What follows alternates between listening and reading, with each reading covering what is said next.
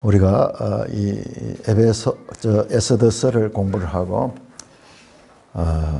이제 빌립보서를 지난 주간에 읽었는데, 방금 읽었던 이 말씀 가운데 에스더서와 연결되는 것이요, 28절에 대적하는 자들,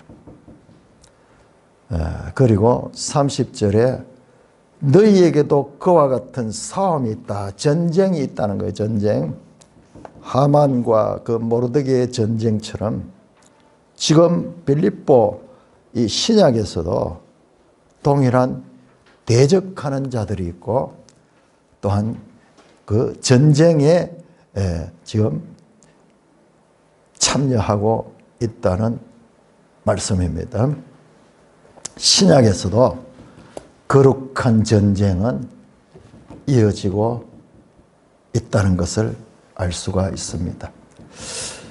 지난 주일 설교에 거룩한 전쟁 이 설교를 하고 난 다음에 하나님의 거룩한 전쟁, 즉 헤렘에 대한 말씀을 문맥을 따라서 더 자세히 보다가 헤렘 법이 그렇게 단순하지만 않다는 것을 발견했습니다. 예를 들자면요, 뭐냐 그러면은 여호수아 6장에 보면은 여리고성을 진멸할 적에 하나님의 명령대로 그 성 안에 있는 모든 것들을 다 진멸합니다. 사람들, 그 가운데도 남자, 여자 또는 늙은이, 어린이 구별이 없이, 뿐만 아니라 가축들, 소와 양과 나귀, 모든 것들을 다 진멸합니다. 여러분들 성경의 이 앞뒤를 잘 모르는 분들은 여기 아주 충격적이죠. 그래서 많은 사람들이 성경 읽다가 왜 하나님이 이스라엘만 사랑하시고 이방인들을 이렇게 진멸하시는가, 그렇게 생각하는데요. 그것은 성경 전체적인 내용을 모르기 때문에 그렇죠. 자, 그런데 여리고에서는 모든 것을 다 진멸했거든요. 그래서 7장에 가면은 그 유명한 아간 이야기가 있는데, 아간은 그 아이성 전쟁에서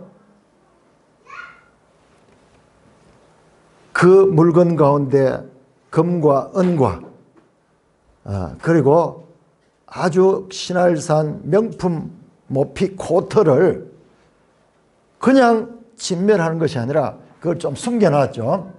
숨겨놨습니다. 그 결과 여호수아 7장에서 아간이 그것 때문에 7장 24절에 그 은과 그 외투와 그 금덩이와 그의 아들들과 그의 딸들과 그의 소들과 그의 나귀들과 그의 양들과 그의 장막과 그에게 속한 모든 것을 진멸시킵니다. 진멸해야 될 것을 진멸하지 않고 조금 남겨놨다가 그 아간은 유다 지파인데도 불구하고 완전히 진멸이 됩니다. 유명하죠? 그런데 문제는요, 8장에 가면은 이 같은 엄격한 하나님의 헤렘법이 완화됩니다. 여러분들 나중에 한번 찾아보세요. 여호수아 8장에 가면은 하나님이 헤렘법을 완화시킵니다. 그 아이성에 진멸할 적에 탈취한 물건과 가축들, 여리고성에는 완전히 다 진멸했죠. 그런데 물건과 가축들은 너희가 가지라고 말합니다. 아니, 아간이 그걸 가졌다가 진멸당했는데 이제 8장에서는 이스라엘 백성들이 그것을 가지도록 그렇게 명령합니다. 그 결과 8장 27절에 여호수아 8장 27절에 오직 그 성읍의 가축과 노력한 것은 여호와께서 여호수아에게 명령한 대로 이스라엘이 탈취했다. 아니 바로 앞에서는 여리고에서는 모든 것을 다 진멸했고 그 다음에 7장에서는 아간이 그 진멸할 걸 좀 남겨놓았다가 아간이 완전히 진멸당했는데 이 8장에서는 하나님께서 그 가축과 그 다음에 그 귀중품들을 이스라엘 백성들이 탈취해서 소유할 수 있도록 했다는 말씀이 나오는 거예요. 이야, 이게 황당하죠? 바로 앞에와 한 장을 차이를 두고 완전히 조금 진멸할 것을 숨겨놨다가 아간은 완전히 진멸당했는데 8장에서는 하나님께서 그것을 완화시키고 가축과 노량한 것들은 이스라엘 백성들이 가질 수 있도록 했다고 말씀이 나옵니다. 제가 오늘 중요한 말씀을 해야 되는데 이 본문을 찾아봐야 되는데 시간이 없어서 그냥 한번 여러분들이 찾아보세요. 그렇게 되어 있어요. 하나님의 말씀이 어떻게 이 한 장을 두고 이렇게 일관성이 없는가. 그런데 이 같은 하나님의 일관성 없는 헤렘 법은 사무엘서에서도 연결이 됩니다. 사무엘상 15장에서는 사울왕이 그 아말렉과의 전쟁에서 그 탈취한 것들을 사울왕이 일부 아말렉 왕과 그리고 귀중 명품 말들, 가축들은 남겨뒀잖아요. 그런데 그로 인해서 사울왕은 사무엘 선지자로부터 큰 책망을 받습니다. 그 사무엘 선지자가 책망한 것은 하나님께서 사울을 왕으로 세운 것을 후회한다 할 정도로 그렇게 사울왕이 그 진멸할 것을 조금 남겨뒀다가 왕직에서도 쫓겨나는 그런 어려움을 겪습니다. 마치 아간처럼. 그런데 여러분 사무엘상 30장을 한번 찾아보세요. 사무엘상 30장. 사무엘상 30장에는 동일한 아말렉과의 전쟁에도 불구하고 다윗에게는 다른 기준이 적용됩니다. 즉 전리품을 분배하도록 그렇게 하십니다. 자, 사무엘상 30장 우리 한번 펼쳐 주시기 바랍니다.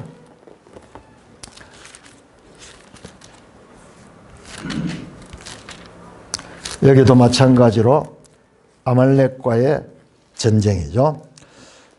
자, 다윗과 그의 사람들이 사울왕을 피해가지고 지금 떠돌이로 다니다가 블레셋 진영에 들어가서 거기에서 먹고 살고 있었는데, 그래서 블레셋에서 이 이스라엘 사람들이 거주할 한 처소를 줬는데 그 장소가 시글락이에요. 시글락.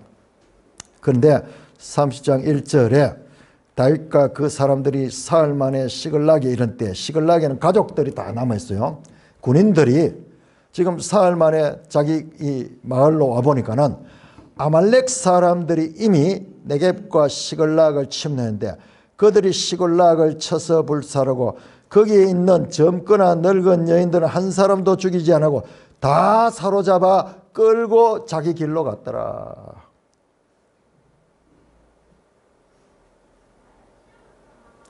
블레셋 군대에서 이 군사들이 돌아와서 보니 마을에 가족들이 다 사로잡혀가고 없는 거예요. 그리고 마을은 불타고 자기의 아내들, 자녀들까지 다 포로로 사로잡혀간 겁니다. 그래서 군사들이 막 울고 대성통곡을 합니다. 뿐만 아니라 이 다윗을 돌로 치려고 합니다. 그 군사들이. 그런 가운데 7절에 보시면 3장 7절에 다윗이 아히멜렉 아들 제사장 아비다엘에게 이르되 에봇을 내게로 가져오라 하고 다윗이 8절에 여호와께 묻자와 이르되 하나님께 기도하는 거예요. 하나님께 기도합니다. 내가 이 아말렉 군대를 추격하면 따라잡겠습니까? 하나님께 물으니까 하나님께서 여호와께서 그에게 대답하시되 그를 쫓아가라. 네가 반드시 따라잡고 도로 찾을 것이다. 그렇게 응답하십니다.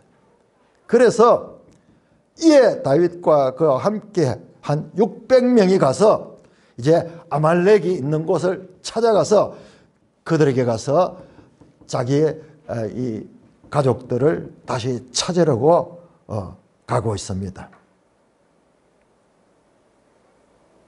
그렇게 600명의 군사가 출발했는데 그 가다가 보니까는 이 9절에 보니까는 이에 다윗과 또 그와 함께한 600명이 가서 부솔 시내에 이르러 뒤떨어진 자를 거기에 머물게 했으므로 그 뒤떨어진 자가 누구냐? 피곤하여 부솔 시내를 건너지 못하는 200명을 머물게 했고 다윗은 400명을 거느리고 쫓아가니라. 600명의 군사가 아말렉을 이제 치러 갔다가 도중에 200명은 그 행진을 이기지 못하고 중간에서 낙오를 하게 됐습니다. 그래서 400명을 거느리고 600명이 출발해서 200명은 중간에 남고 400명이 갔다. 이 9절 10절에 이런 말씀이 나옵니다. 나고자 200명. 자, 이게 아주 중요한 앞으로 내용의 복선이 됩니다.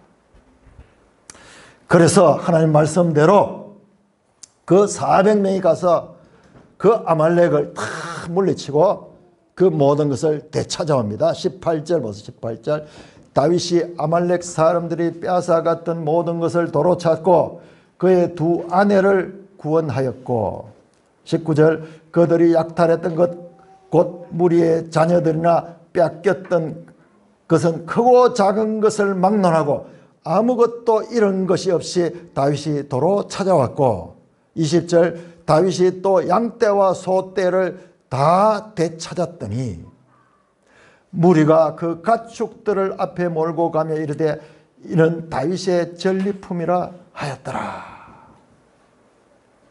그 낙심천만한 가운데 마치 그 에스더스 사건과 비슷하죠. 절망적으로 모든 민족이 진멸될 그 위기 가운데서 하나님께서 역전시켰듯이 이 다윗과 그 일행들도 동일한 경험을 합니다.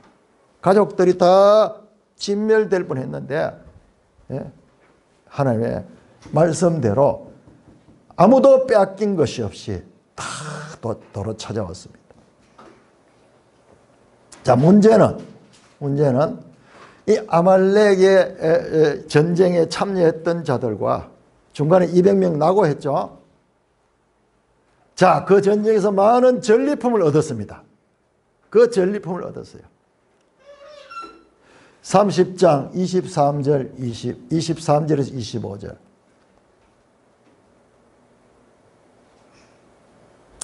이제 그 내용을 보면요. 전쟁에 참여했던 200명은 아말렉 군대와 그 싸워가지고 그 가족들을 다 되찾아오는데 큰 전과를 올리고 전공을 세웠잖아요. 그런데 중간에 200명은 낙오됐죠.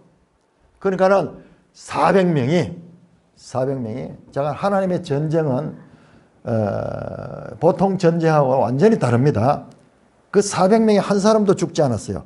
그리고 뺏겼던 포로로 잡혀갔던 가족들도 한 사람도 어린아이나 노인이나 여자들 아무도 상하지 않고 그대로 100% 다 되찾아왔어요.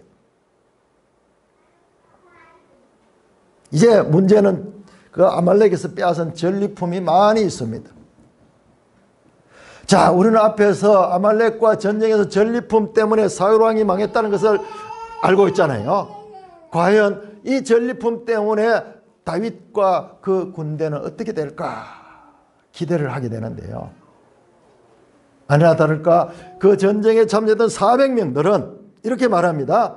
저 전리품은 우리가 직접 목숨 걸고 싸워서 빼앗은 것이기 때문에 우리가 가지고 중간에 낙오했던 200명들은 그냥 가족들만 되찾은 것으로 만족하게 그렇게 전리품을 처리합시다. 그렇게 요구를 합니다. 자, 그런데 다윗은 30장 23절 그 전공을 세운 400명 앞에 이렇게 말합니다. 다윗이 이르되 나의 형제들아 여호와께서 우리를 보호하시고 우리를 치러 온 그 군대를 우리 손에 넘겨선즉 그가 우리에게 주신 것을 너희가 이같이 못하리라.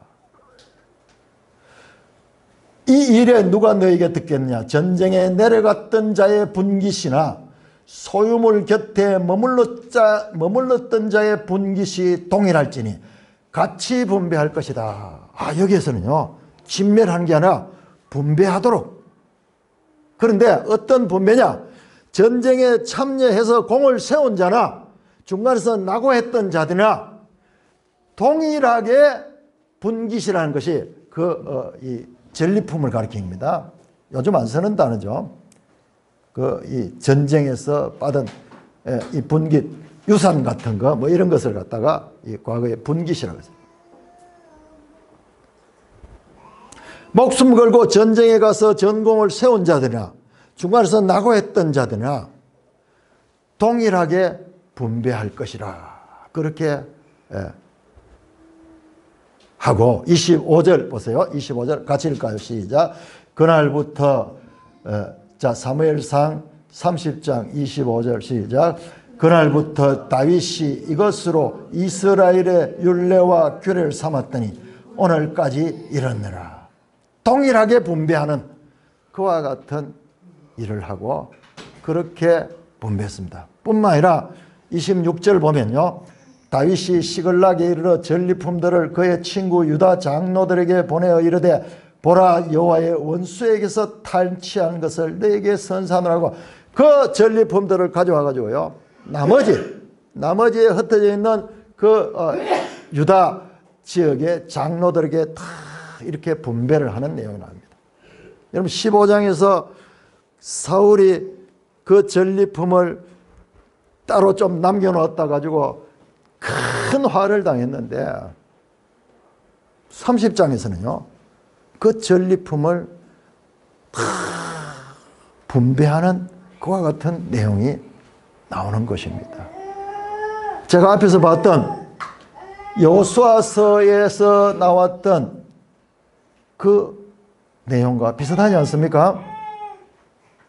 하나는 완전히 진멸하고 8장에 가서는 그것을 분배하도록 했던 것처럼 마찬가지로 사무엘상 15장에서는 사울이 이 전리품을 좀 숨겨놨다가 그가 큰 화를 당하게 되는데 사무엘상 30장에 다윗은 그 전리품들을 그렇게 동일하게 차별 없이 공로를 세운 자나 그리고 남아있던 자나 차별 없이 분배를 하는 이 내용이 나옵니다. 하나님의 전쟁에서 전리품 처리에 있어서 이같이 일관성 없는 하나님의 명령으로 인해서 우리는 과연 하나님 뜻이 무엇인가 헷갈립니다. 왜 여기에서는 이렇게 엄격하게 하고 또 저기에서는 이렇게 완화된 법을 시행할 수 있도록 하시는가? 전리품은 완전히 인정사정 없이 진멸해야 되는 것이 하나님의 뜻인가? 아니면 남겨서 유익하게 활용하도록 하는 것이 하나님의 뜻인가? 뿐만 아니라 목숨을 걸고 전쟁에 참여해서 승리해서 그 전리품을 가져온 자들에 대한 분배가 전쟁에 참여하지 않고 낙오한 자들과 동일하게 분배를 하는 것이 과연 옳은 것인가? 여기에서는 이렇게 이야기하고 저기에서는 또 다르게 말씀하고 있습니다. 여러분, 성경에는요 이런 내용들이 많이 있습니다. 성경은요 우리의 질문을 흑백 명확하게 딱 답하지 않아요. 성경은요 그런 면에서 불친절합니다. 성경은 그냥 하나님의 뜻을 나열해 놓고 거기에 진정한 답은 독자들이 적극적으로 참여해서 묵상하고 또 앞뒤 문맥을 미루어 살펴서 전체적인 뜻 가운데서 과연 하나님의 뜻이 무엇인가를 스스로 추구해서 알도록 여지를 남겨둡니다. 그래서 사도행전 이 베레아 사람들은 데살로니가 사람들과 달라서 이것이 그러한가 성경을 날마다 상고했다, 성경을 연구했다 하는 거예요. 성경이에요. 그냥 딱 O, X 답을 내려주면은 우리가 참 혼란하지 않을 것 같은데 많은 부분요 이렇게 나열만 하고 그 가운데서 하나님의 뜻을 찾도록 하십니다. 그래서 여러분들 이단들의 가르침 보면 이런 게 없어요. 이단들의 가르침은 명백합니다. 다 그래서 오히려 우리가 이런 부분에서 하나님 뜻이 무언가 이것 때문에 이 확정을 못하고 이렇게 과연 하나님 뜻이 무엇인가 이렇게 하는 것을 믿음이 없다 그러고 이것을 성경을 몰라서 그런 거다 그렇게 생각하면서 그렇게 주장을 하면은 많은 사람들이 흔들립니다.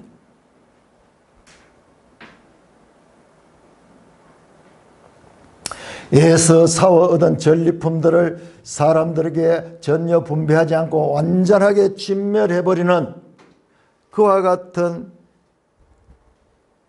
하나님의 뜻도 분명히 나타나고 있고 뿐만 아니라 사람들에게 그 전리품을 분배를 하는데 그 분배를 동일하게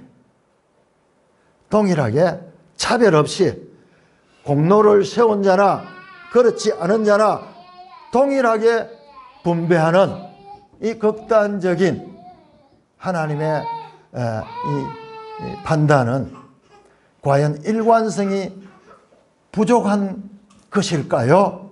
아니면은 우리들이 알지 못하는 하나님의 뜻이 있을까요? 제가 이걸 가지고요 참 이게 쉽지 않아요. 문장도 본문도 엄청 길어요.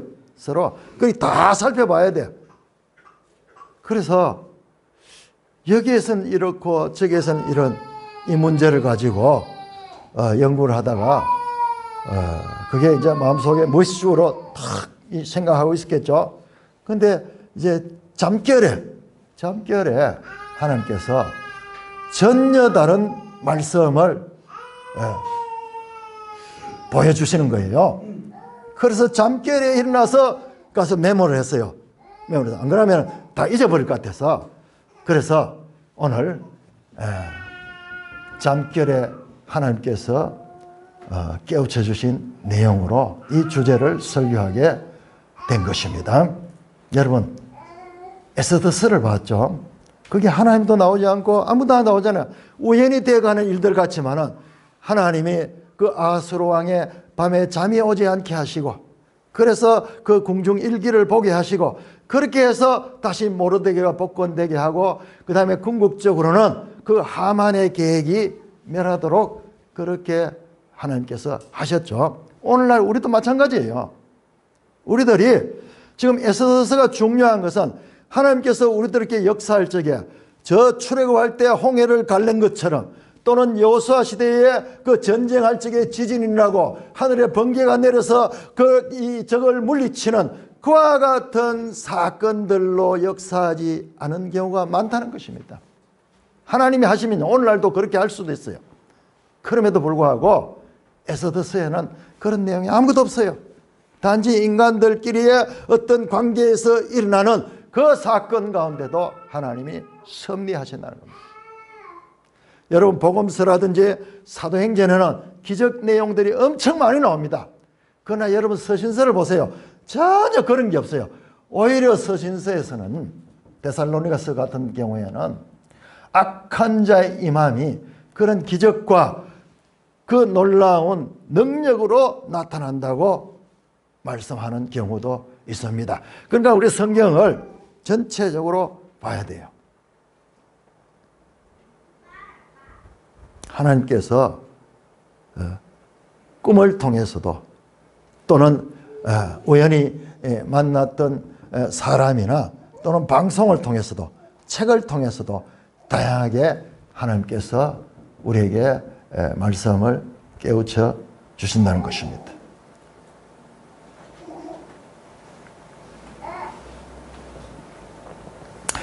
사무엘상 30장 23절에 보시면요, 다윗이 공통적으로 분배하는 것이 하나님의 뜻이라고 생각한 것은요, 3장 23절 보시면은, 사무엘상 3장 23절, 다윗이 이르되 나의 형제들아, 여호와께서 우리를 보호하시고 우리를 치러 온 그 군대를 우리 손에 넘겨준즉 그가 우리에게 주신 것을 너희가 이같이 못하리라. 그 주장하는 사람들 400명은 그렇게 주장하고, 우리들이 공로를 세웠기 때문에 우리들이 많이 가져야 된다, 그렇게 했는데, 다윗의 관점은 달라요. 우리가 싸워서 빼앗은 것이 아니라 여호와께서 우리를 보호하시고 여호와께서 그 군대를 우리 손에 넘겨줬기 때문에 이 모든 것은 여호와께서 우리에게 주신 것이다. 같은 사건을 놓고 다윗은 하나님의 주권적 섭리로 아말렉 전쟁에서 승리했다고 보고 있고, 400명의 그 군사들은 자기들이 노력해서 얻은 것으로 생각하고 있기 때문에 이 두 개가 전혀 다른 주장을 하게 되는 거예요.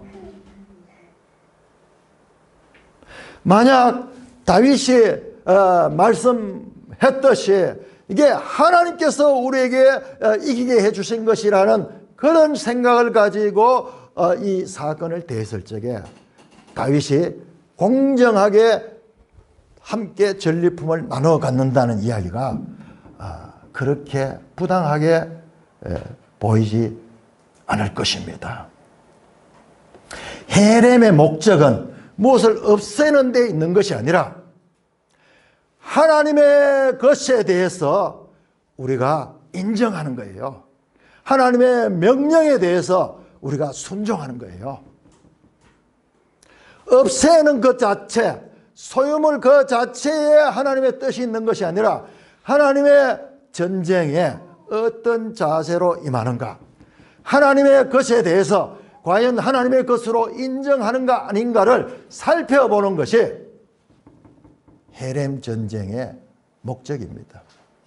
여기에는요, 사람의 공로가 개입할 여지가 없는 것입니다. 그래서 아깝잖아요. 그럼에도 불구하고 그 아까운 일을 하라는 거예요. 그러니까는 이 아간이나 사울 왕 같은 경우에는 그 아까운 것을 자기 생각을 가지고 하나님이 진멸한 것을, 그것을 아깝기 때문에, 내 생각 때문에 그것을 진멸하지 못하고 조금 챙겨 두었던 것입니다. 그 물질에 목적이 있는 것이 아니라 그 물질을 통하여 말씀하시는 하나님의 뜻이 무엇인가에 순종하는 것이, 그래서 사무엘상 15장에 보면요, 사무엘이 이렇게 말합니다.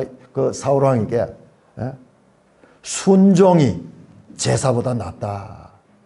사울왕이 아마 둘러댔는 것 같아요.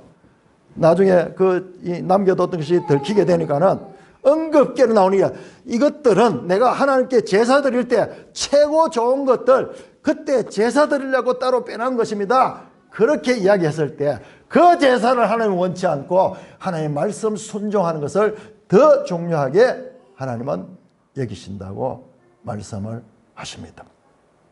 여러분 신약 성경에 예수님의 비유 가운데 포도원 비유가 많이 나오죠. 포도원 비유가 많이 나오는데 사실상 포도원 비유는 두 개밖에 없어요. 그런데 같은 내용이 마태복음도 나오고 누가복음도 나오고 또 마가복음도 나오고 이러니까 많은 것 같지만 같은 내용이요. 같은 내용. 두 개가 있는데 하나는 마가복음 12장, 마태복음 21장, 누가복음 20장에 나오는 포도원의 악한 농부에 관한 비유입니다. 이 농부들이 주인의 농장에 세를 얻어가지고 농사를 짓거든요. 세를 얻어서 농사를 짓다. 그런데 이들이요, 나중에 주인이 이제 소출을 요구를 합니다. 그럴 적에 그것이 너무 아까운 거야. 그래서 그것을 주인 앞에 돌려주지 않습니다. 주인이 보낸 사람들을 그냥 무시해버리고 또 사람을 보내니까는 그를 때리고 그를 죽여버립니다. 그러자 그 주인이 마지막에는 아들을 보냅니다. 아들을 보내서 그 세를 요구하니까요, 그들이 함께 모여가지고 그렇게 회의를 합니다. 저 주인의 아들을 죽여버리면은 우리가 이 포도원 전체를 우리가 차지할 수 있다. 그러면서 그 아들을 죽여버리고 그 포도원을 차지하는 악한 농부 비유가 이게 공간복음 마태, 마가, 누가 세 군데 다 나옵니다. 또 하나의 포도원 비유는 마태복음 20장에만 나오는 비유인데 포도원 주인의 비유입니다. 우리 한번 찾아볼까요? 마태복음 20장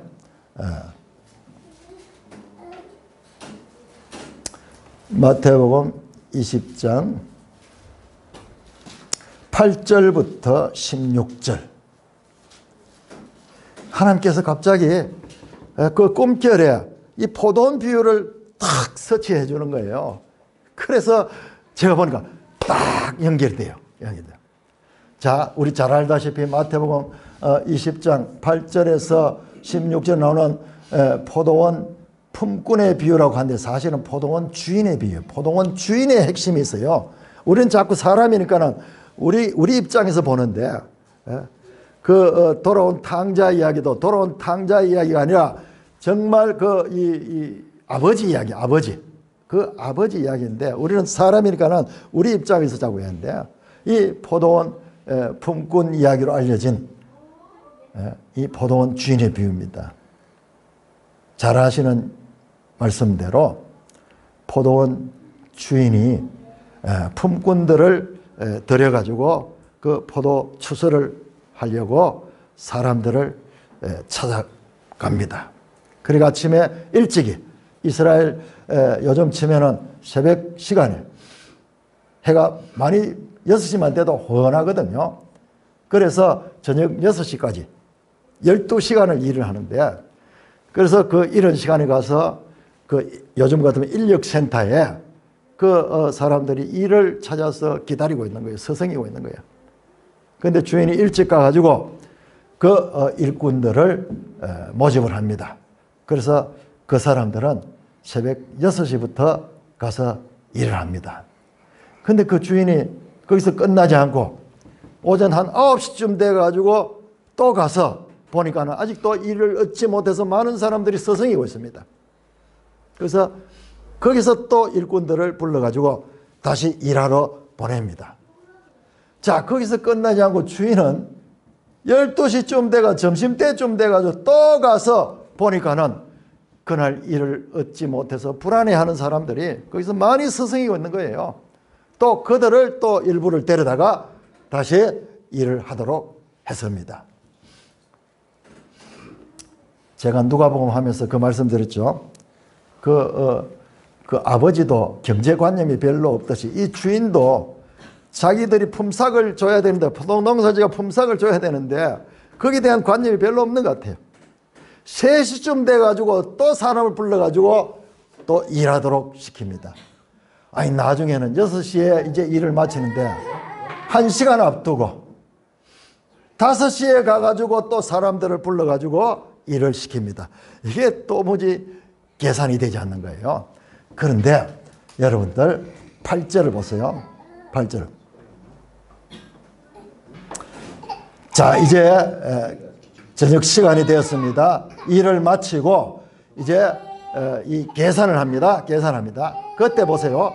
주인이, 포도원 주인이 품꾼들을 불러가지고 그날 품삯을 주는데 누구부터 먼저 주느냐 그러면 나중 원자부터 시작해서 삭을 주는 거야. 나중 원자는, 제일 나중 원자가 누구냐 그러면 1시간밖에 일하는 사람이에요. 그런데 그 1시간밖에 일하지 않는 사람에게 주인이 한 데나리온을 주는 거예요. 한 데나리온, 노동자의 하루의 품삯이라고 그랬죠. 그러니까는 깜짝 놀란 게 딴 사람들이에요. 원래 이 사람들이 다 이 아침에 첫 시간부터 왔는 사람이 한 데나리온 받기로 그렇게 계약을 맺고 일을 했거든요. 그런데 그 계약은 잊어버리고 1시간밖에 일하지 않는 사람에게 한 데나리온을 주는 걸 보고 그들이 속에서 어떤 생각이 드느냐 그러면, 이야, 1시간 일한 사람이 한 데나리온이면 나는 12시간을 일했으면 12데나리온, 최소한 한 10데나리온 이상은 받겠구나, 이런 생각을 하게 된 거예요. 그런데 다시 계산하는데 이제 3시간 일한 사람이 오는데도 동일하게 한 데나리온을 주는 거예요.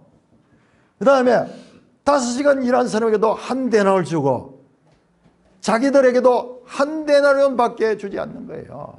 그래서 그들이 분노하면서 주인에게 항의합니다. 우리들은 새벽부터 나와가지고 종일 떼약볕에 일을 하고 한 데나리온을 받는데 저놈들은 1시간밖에 일하지 않고 3시간밖에 일하지 않고 우리하고 동일하게 한 데나리온을 주니까는 주인이 부당합니다. 그러면서 항의하고 주인에게 이 불평을 늘어놓습니다. 그때 20장 14절 16절 보시면요, 주인이 말합니다. 내가 너하고 계약한 것은 한 데나리온이야. 그런데 네가 왜 갑자기 불평을 하냐? 1시간밖에 일하지 않는 사람에게 내가 한 데나리온을 준 것은 내 뜻이야. 내가 즐거워서 주는 거야. 내 것을 가지고 내 뜻대로 한 것인데 네가 왜 나를 악하다 그러고 나에게 불평하느냐? 내가 선함으로 너가 악하게 보느냐? 여러분, 이 사람들이 왜 분노했습니까? 자신들은 아침 일찍이 와서 땡볕에서 많은 추수하는데 공로를 세운 자들이요.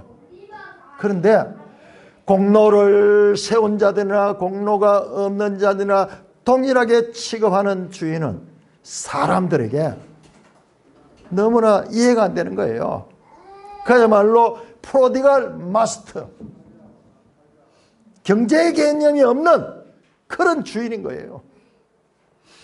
먼저 와서 하루 종일 떼약볕 아래서 땀을 흘리며 일한 자들이나 1시간 전에 와서 땀 흘리지 않고 품삯을 받는 자들이 동일한 일당을 받는 것은 특별히 먼저 온 자들에게 더욱더 분노하게 하고 부당하게 느껴진 거예요. 왜? 내가 공로가 많기 때문에.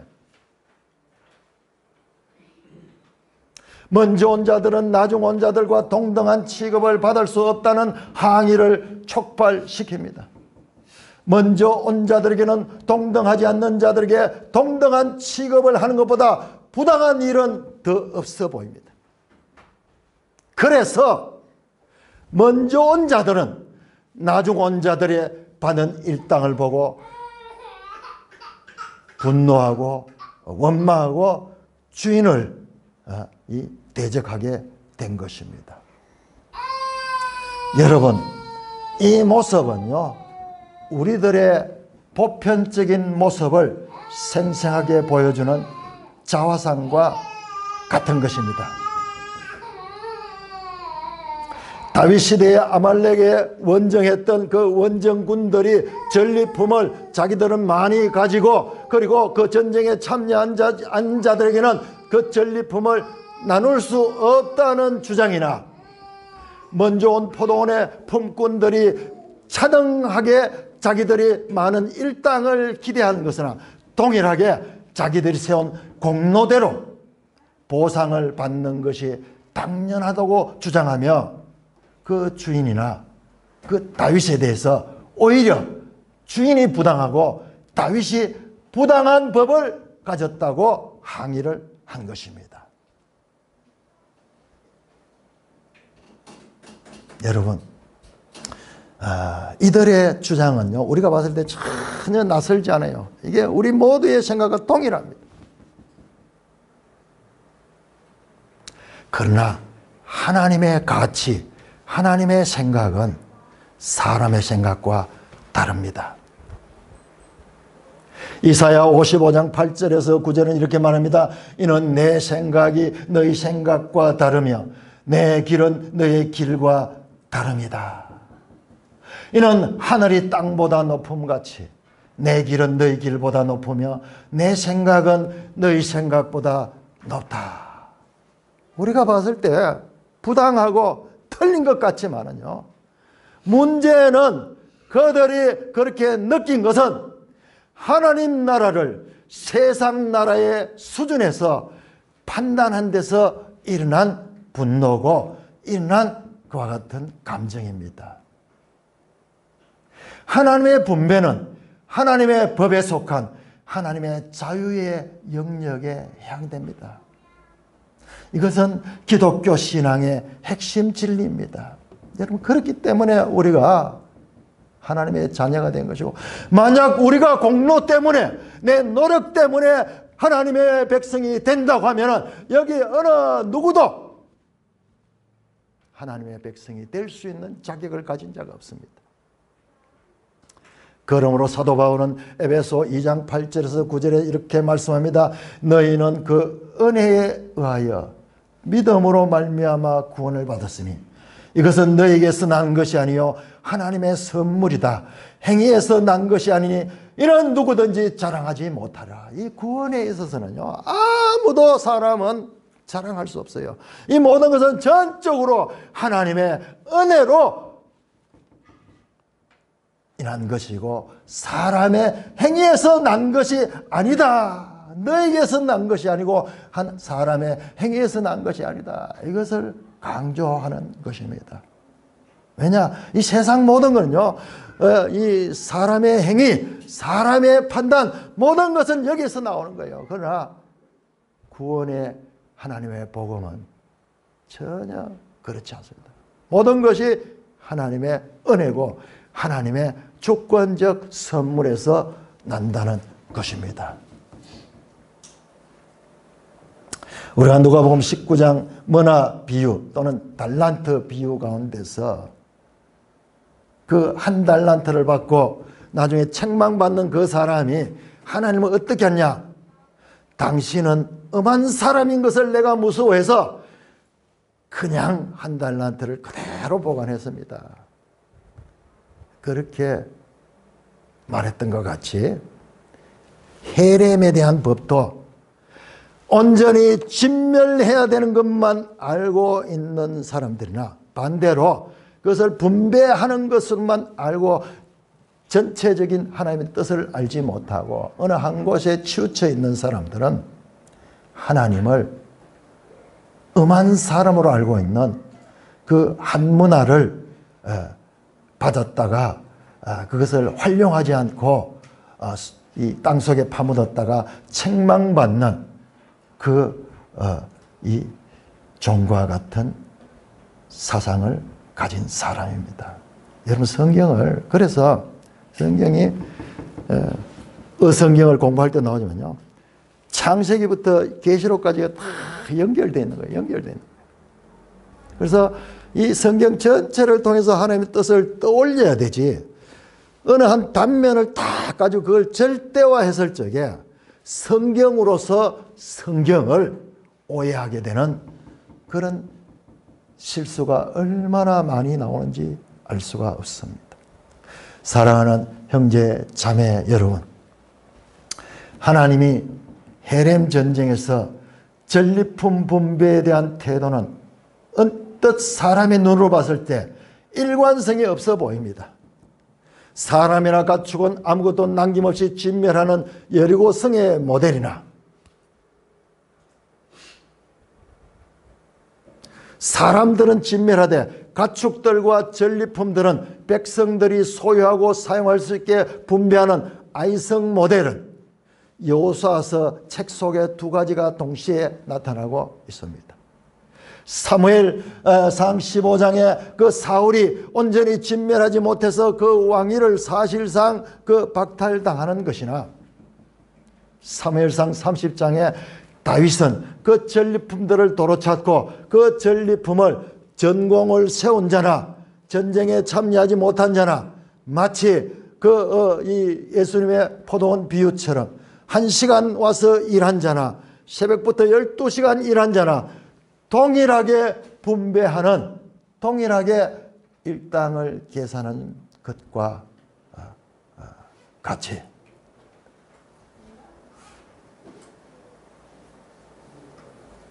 사무엘서 안에도 두 가지 내용이 나오고 있습니다.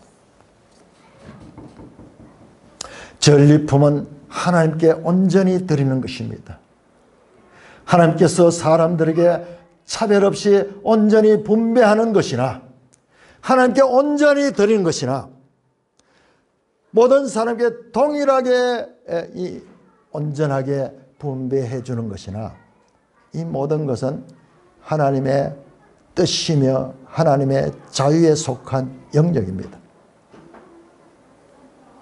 마태복음 21장, 마가복음 12장, 누가복음 20장에 나오는 포도원의 악한 농부, 주인의 것을 가로채 가지고 그 주인의 아들을 죽여버리고 그리고 그 포도원을 찾아오자는 그것은 하나님의 것을 빼앗아 자기 것들을 삼고자 하는 사람들의 마음을 드러내는 비유입니다.